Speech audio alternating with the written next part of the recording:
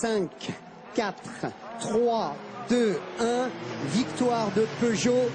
Le lion rugit, le lion de Sochaux rugit sur la piste du Mans. C'est terminé pour cette 77e édition. Magnifique édition. Voici l'impromptu de Dijon, celle qui capte toute l'attention. Ségolène Royal vient là où personne ne l'attendait. Rio de Janeiro. Mais là, il se passe quelque chose. Non, c'est la main de Thierry Henry. C'est bien ce que je dis. Et c'est Galas. Non, mais c'est main de Thierry Henry. Oui. La Miss France 2010 et Miss Normandie.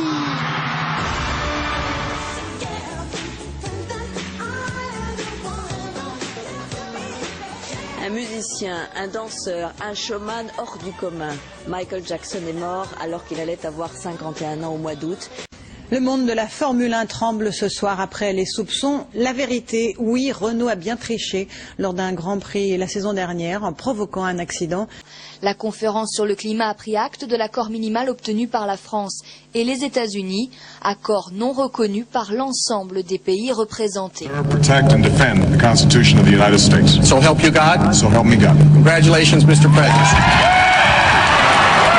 All the best wishes. Ce film qui va parler de l'état du monde, qui va être assez engagé. Ce film va sortir gratuitement. Télévision, Internet, cinéma. Johnny Hallyday, à nouveau plongé dans un coma artificiel à l'hôpital Cedars. La nouvelle est tombée ce vendredi après-midi. C'est ici que le chanteur a dû être réopéré jeudi. Je suis ici par la volonté d'un homme.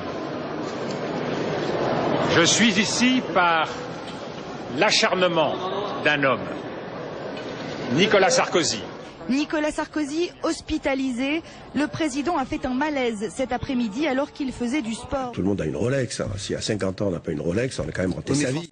L'actualité nous vient donc d'Italie avec ce tremblement de terre qui a réveillé toute la péninsule et très précisément tout le centre de la péninsule.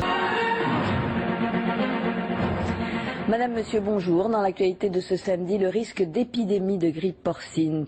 Et pour commencer le journal, bien sûr, cette épidémie de grippe porcine qui inquiète les autorités sanitaires du monde entier. Et après la politique, venons-en maintenant à cette épidémie de grippe dont on parle tant. En Europe, donc, quelques cas ont été signalés un peu partout. Un premier vient d'ailleurs d'être confirmé en Italie.